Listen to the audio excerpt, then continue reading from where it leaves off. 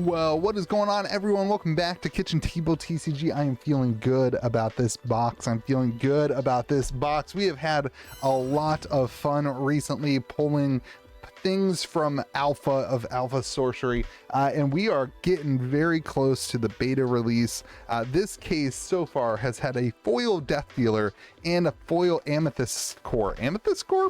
So it's been absolutely a wild case, and we have two more boxes after this, so we're 3 boxes into the case.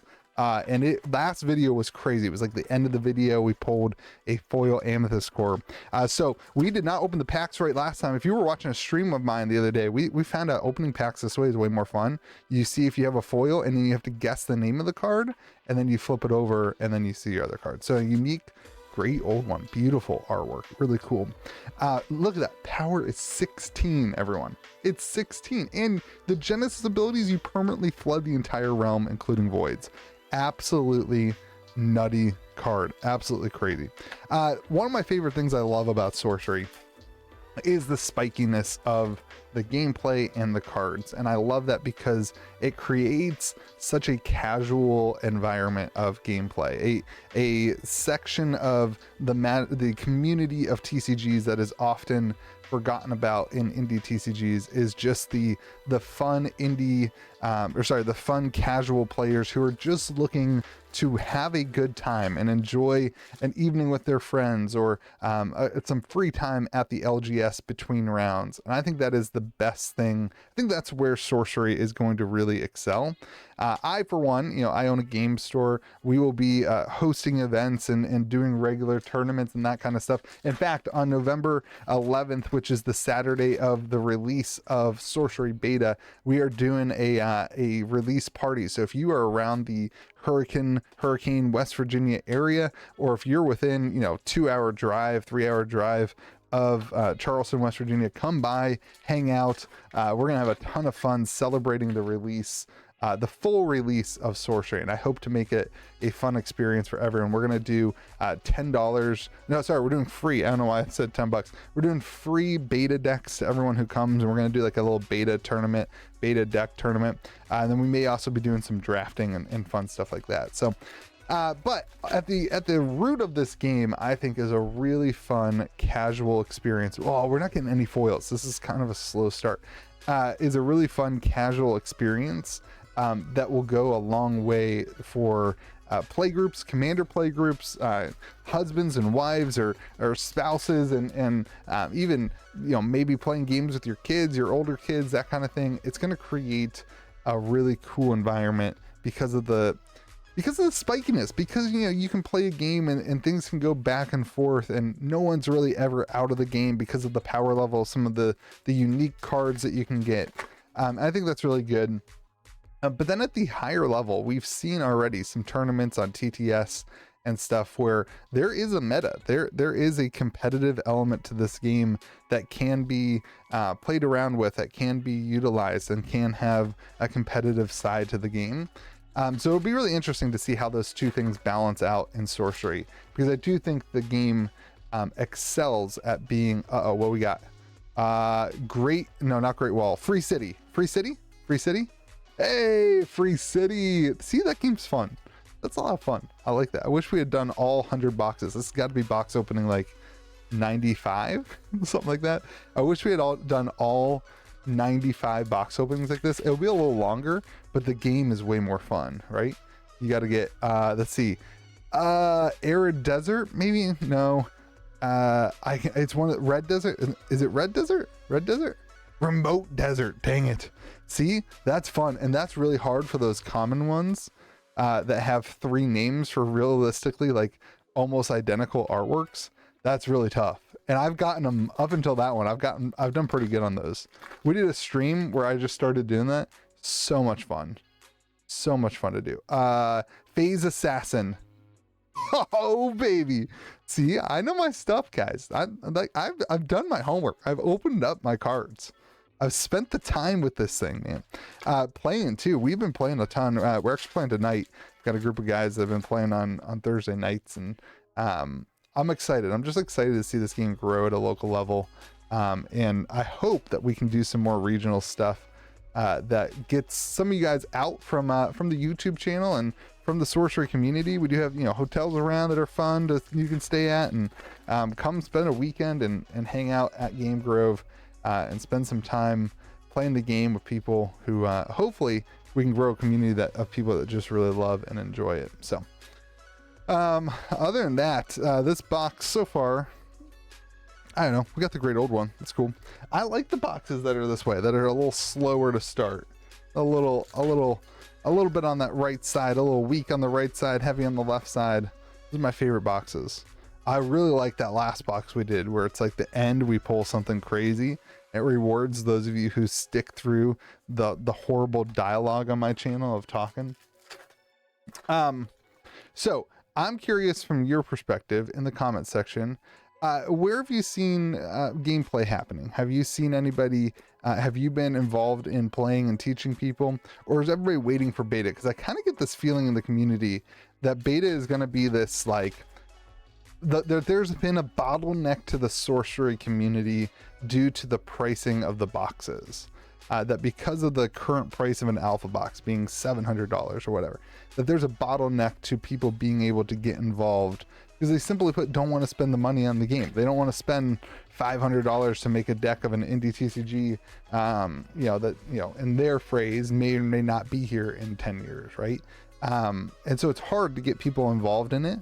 But with beta coming out, I think that's gonna open up the doors to people not having money as the excuse for not being involved. And that's good. Now, I don't want things to go really low. I don't want beta boxes, you know, being $20. I think that's, you know, that's ridiculous. I'd like to see beta stabilize in the 120 to 180 section. I think at that point, the singles should be realistically priced for people to build decks and get involved. And then the sealed product at that price allows people to enjoy it if they want to spend that kind of money. It's a very similar price to Magic and that kind of stuff. So I'm curious on what you think in your communities. Is that going to be something that the floodgates just open up and we're going to see a lot more people come into the game? Because I think in my case, that's going to be what happens. You know, it's hard for me to sell locally cards that are priced the way that alpha cards are priced. But with beta, I think it's going to open up the doors. The Titan, okay, we haven't hit anything. The left side of this box is going to be loaded. It's going to be loaded. Hopefully you're strapped in and ready. Hopefully I can get some of these answers right on the foils, because it's embarrassing when I can't. Because I know there's real content creators that would be able to get every single artwork and like the artist's name, and then there's people who'd be able to get exactly what the thing does. I can't even remember the name of the cards based on the artwork. I am sending in to BGS this week too. That is Mad Dash. Drew Tucker? Mad Dash? Drew Tucker. Maybe I am a sorcery content creator. Maybe I am decent at this, you know? Oh wait, I didn't pull a curio. I didn't pull a foil stone yet, so I don't count. One of these days, you're going to watch me, like, on camera become an official sorcery content creator, and that's going to be fun. This is Bottomless Pit. Heck yeah, great foil. Elite site there, the Bottomless Pit. That's one of the more expensive elite foils. Maze Minotaur. So I'm working on another BGS submission. I'm going to send in the Death Dealer, gonna send in that Amethyst core. I've got a stack of I've got 2 Onyx cores I'm sending in that we've pulled on the channel, so be looking for that. I'll do another video of that. I'm sticking with BGS. I know there's other options now, but I just think with the Magic the Gathering influence in sorcery, that we are going to see a premium on BGS slabs and not really see a premium on anything other than BGS. I just think the market kind of speaks, and the people that are dictating market prices, right? The people who are spending the money tend to be people from other game backgrounds that already have, Pendulum Apparel, really cool card, already have the finances involved in graded cards. And if they're coming from the Magic Gathering world, they're going to value BGS over anything else, especially a newer card company. So that's why I'm sticking personally to BGS, because I think it's kind of tried and true in terms of the Magic the Gathering economy. Had this been a game that was bringing in a bunch of Pokemon collectors or investors, I would definitely lean towards PSA. I personally prefer PSA over any grading company. They're the oldest grading company. Bridge Troll, Boss Troll, Bridge Troll, right? Bridge Troll. Hey, Bridge Troll. I'm pretty good. We've gotten almost everything, all but one, right? The ordinary type. There's the Boss Troll. No Curio yet. I think it's wild. What do you guys think? Did I pass up a Troll Curio early on? Do you think that I wasted my Curio pull and didn't know? Oh, Kythra Mechanism. Woohoo! Let's go. Heck yeah. All right, unique foil. That's like our second one we pulled this week. Crazy. Giganticism. Cave Trolls. Mad Dash again. So do you think I missed a Curio way back when? This case has been insane. Kythra Mechanism, Death Dealer foil, and Amethyst Core foil. What a crazy case. Abundance. This was a case somebody sent me, and I didn't know that it wasn't a sealed case. Now I don't care because like I'm opening it. So I'm not like collecting the sealed case, so it didn't matter to me. But it was a little bit like I was a little worried about it. Guess I didn't need to be because holy moly, this case has been crazy. Atlas Wanderers. I love that card in foil. I think it's beautiful. I'm still missing a ton of foils, like 75 foils, which means I'm only about just over 80% complete with a foil collection, having opened nearly 100 boxes. Insane. The set size is wild.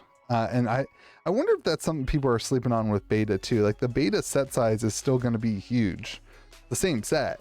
And like, you're going to have to open more than 4 boxes to get your entire, your full set. Never mind if you want to play set.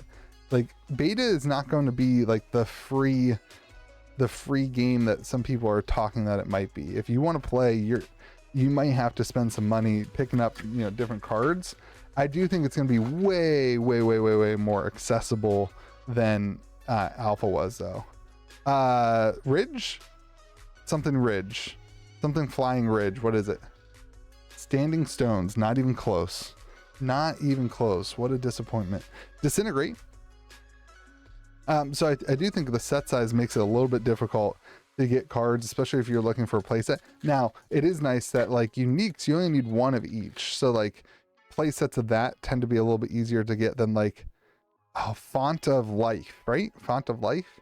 Hey, the play sets of those tend to be way easier to accomplish than like the elite play set. I think is the hardest to get.